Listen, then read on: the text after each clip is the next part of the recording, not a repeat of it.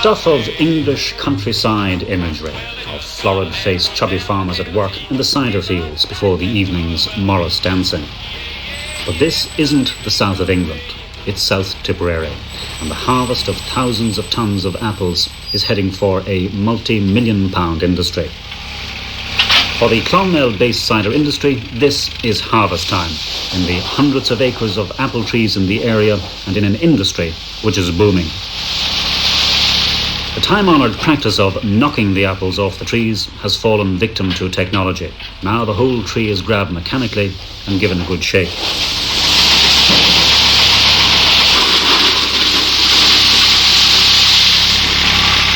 Some 6,500 tons of apples every year are automatically gathered up for shipment to the cider presses. It's a business which is as old as time itself in the area. Many's the man who made his own cider in his cottage. And it was about 50 years ago that it became an industry in the modern factory sense. Andrew Healy. And the process is the apples arrive in Dowd Lane, which is our cider making place in town, the original Bulmers, and they're dropped into bins and washed in channels of water to a pit which elevates them to a mill, and we pulp them, the apples, into, or I should say through fast revolving knives, into a sort of porridge, and that porridge is pumped into a hopper. And then we get to the very interesting part, because it's almost exactly the same as the original winemaking process. We make up what's called a cheese. We have a lot of old sort of terminology. And a cheese is basically a trolley with wheels on it on railway tracks. And we put slats, we call them. They're ash, slats of ash made into a square format. On top of that, we put what's called a hare, which is a coarse woven cloth. And then we pull a handle and we get a dollop of this porridge onto the hare.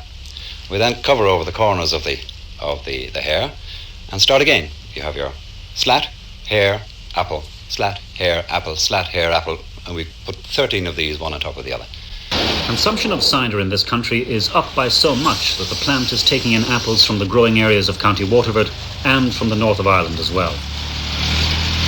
They're coming in by the truckload.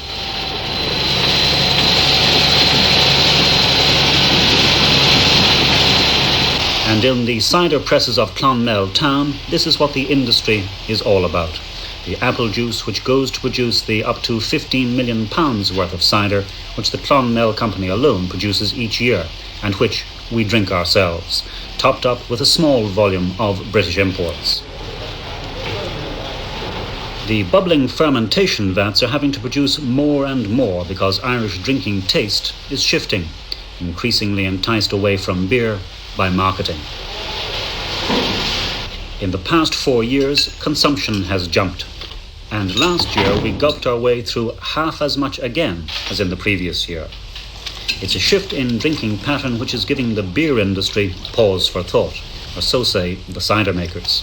Marketing manager Tony Brophy. We in Ireland drink about 2 million gallons of cider a year, which is about 1 million gallons more than we drank 4 or 5 years ago. Up to that time, the market for cider tended to be quite localised. Munster was about the most popular area for cider drinking. It was consumed in the main by young men.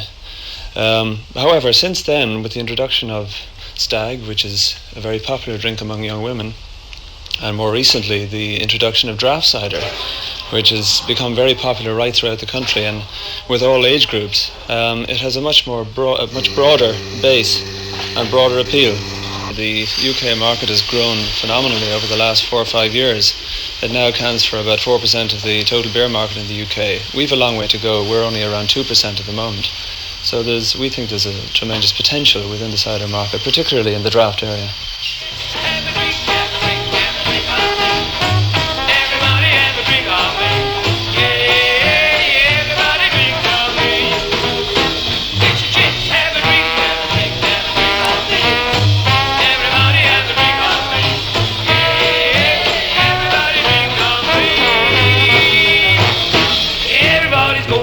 drink on me.